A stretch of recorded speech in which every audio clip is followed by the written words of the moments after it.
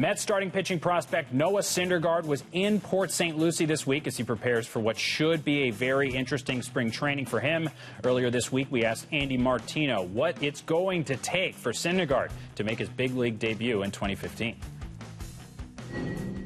The Mets have to see some progress out of this guy. It was a disappointing season in AAA. In many, many ways, the Mets would argue that he was better than you think last year. But obviously, he didn't earn himself a promotion, so that project for him continues in spring training and through the beginning part of the season.